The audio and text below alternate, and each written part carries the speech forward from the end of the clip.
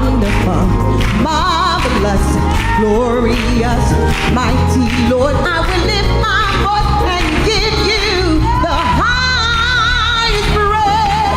Hallelujah. You're worthy.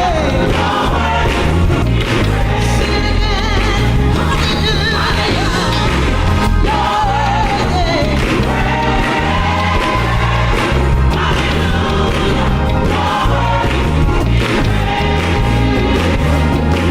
When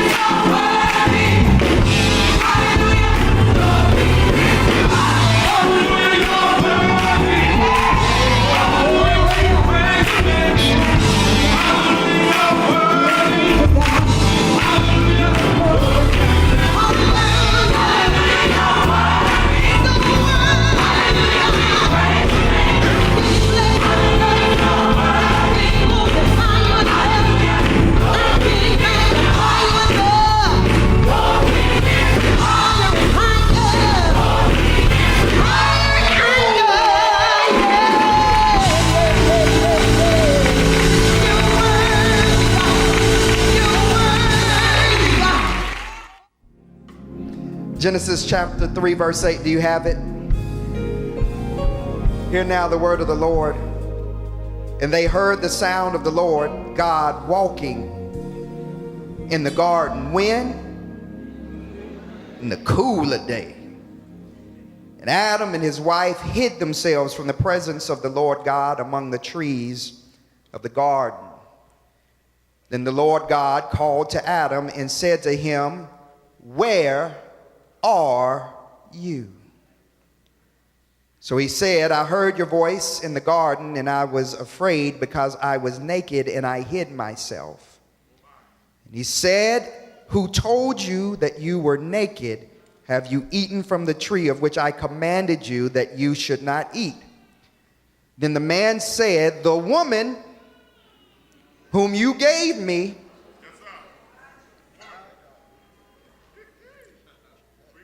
she did it. She gave of the tree and I ate it. You gave her, she gave me, I ate." And the Lord God said to the woman, "What is this you have done?" And the woman said, "The serpent," see what had happened was,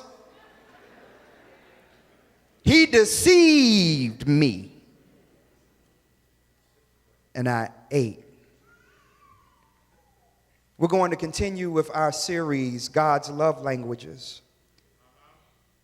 And from this text and the subject, love takes responsibility. Love is responsible.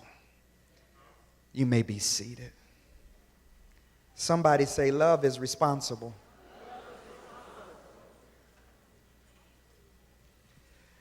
Professor Brené Brown tells the story about how she realized she had a problem.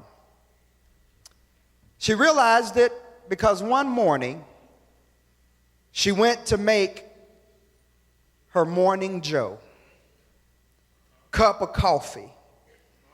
And after filling the cup up to the top, she turned around and dropped the coffee mug on the tile kitchen floor.